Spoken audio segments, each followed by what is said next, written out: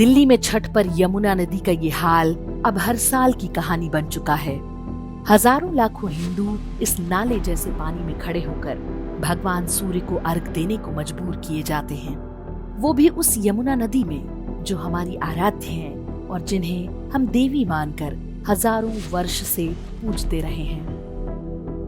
Media इस प्रदूषण के चित्र को दिखाता तो है, लेकिन असली कारण कभी नहीं बताता, क्योंकि कारण सामने आते ही सेक्युलरिज्म खतरे में पड़ जाएगा।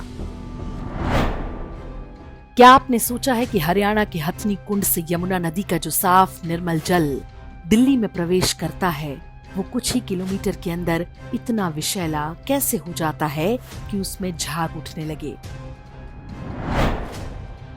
यमुना का जल पहले भी प्रदूषित था, लेकिन इतने बड़े पैमाने पर झाग के ये चित्र 4-5 वर्ष से अधिक देखने को मिल रहे हैं।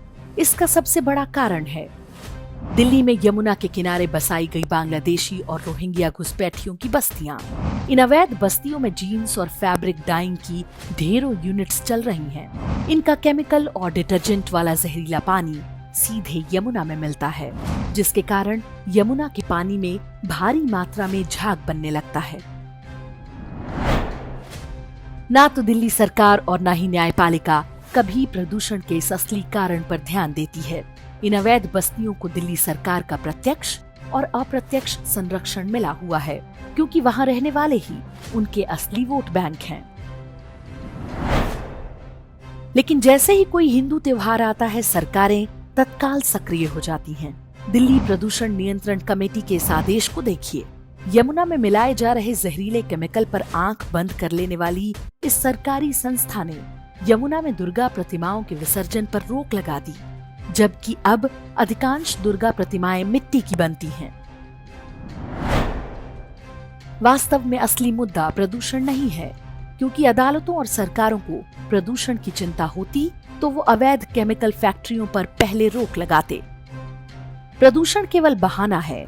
अगले कुछ वर्ष में दिवाली की ही तरह छठ पर भी प्रतिबंध लगाने की भूमिका तैयार की जा रही है।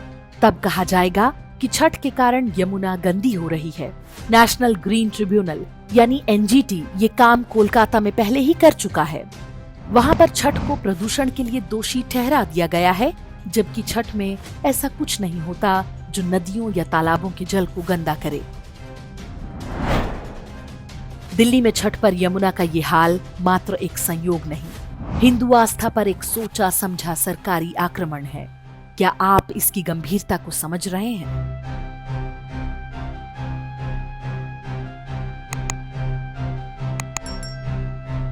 इंडेक्स ऑनलाइन के वीडियो समाज को समर्पित हैं।